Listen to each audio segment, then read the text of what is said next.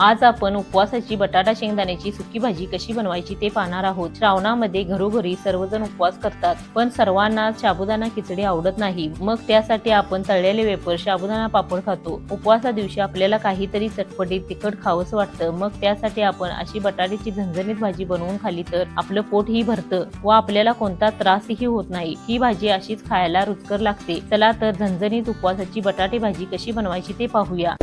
आज आपण उपवासाची बटाटी भाजी कशी बनवायची ते पाहणार आहोत। तर त्यासाठी मध्यम साईजचे 4 बटाटे उकडून घेतले आहेत। बटाटे आपण सोलून कुस्करून घ्यायचे। अशा पद्धतीने बटाटे सर्व सोलून आपण हातानेच कुस्करून घ्यायचे। अशा पद्धतीने सर्व बटाटे कुस्करून घ्यायचे। उपवासाला खाण्यासाठी ही बटाट्याची भाजी अशी छान होते, म्हणून हातानेच आपण सर्व बटाटे असे या पद्धतीने कुस्करून घ्यायचे। बटाटा आपण कुस्करून घेतला। बटाटा आपण साईडला ठेवूया। मिक्सरला वाटून घ्यायचं।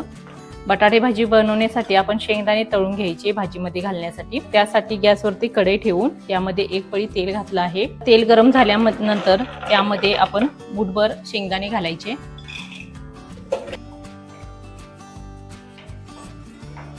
तेलामध्ये खमंग असे शेंगदाणे आपण भाजून घ्यायचे।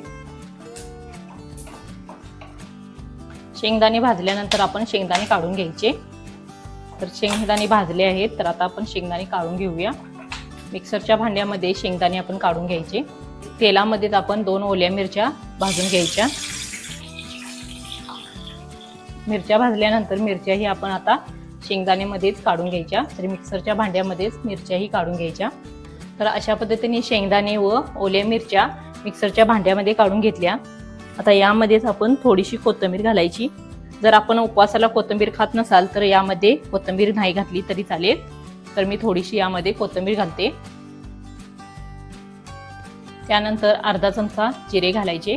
जिरेही आपण उपवासाला खात नसेल तर जिरे सुद्धा आपण यामध्ये नाही घातले तरी चालेल। तर फक्त शेंगदाणा ओली मिरची घातली तरी चालेल, तर छान अशी बटाटे भाजी तरी सुद्धा होते। यामध्येच आता आपण थोडंसं आलं यामध्ये घालायचं। आता चांगलं आपण मिक्सरला वाटून घ्यायचं। पाणी न घालता हे मिक्सरला आपण वाटून घ्यायचं। असं थोडं जाडच आपण हे मिक्सरला वाटून घ्यायचं, बारीक आपण करून घ्यायचं नाही। तर असं थोडं जाडच आपण हे मिश्रण वाटून घ्यायचं। बटाटे भाजी कशी बनवायची ते पाहूया।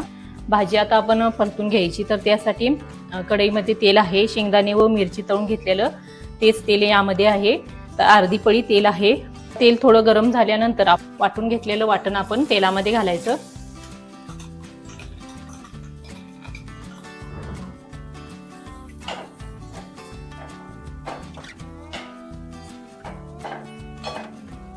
तर थोडं तेलामध्ये हे वाटण परतून घेतल्यानंतर आता यामध्ये आपण बटाटा घालूया।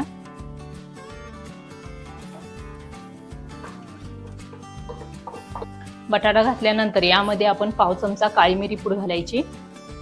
चवीनुसार मीठ घालायचं। तर या ठिकाणी मी अर्धा चमचा मीठ घातलं।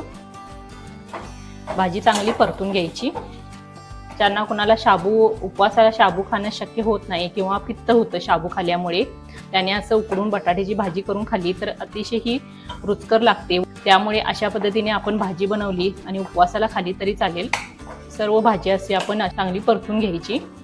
अशी सुकीच भाजी ही छान लागते। अशी वरून कोथिंबीर घालूया। वाटणामध्ये पण थोडी कोथिंबीर घातली होती, तर चिरून ही अशी छान कोथिंबीर घालायची। तर छान अशी ही भाजी होते। चांगली एकजीव करून घ्यायची भाजी। तर अशा पद्धतीने आपली उपवासाची बटाटे भाजी तयार आहे। ही आपण भाजी वरीच्या भाकरीसोबत किंवा भातासोबत किंवा अशी ही भाजी खाली तरीही छान लागते।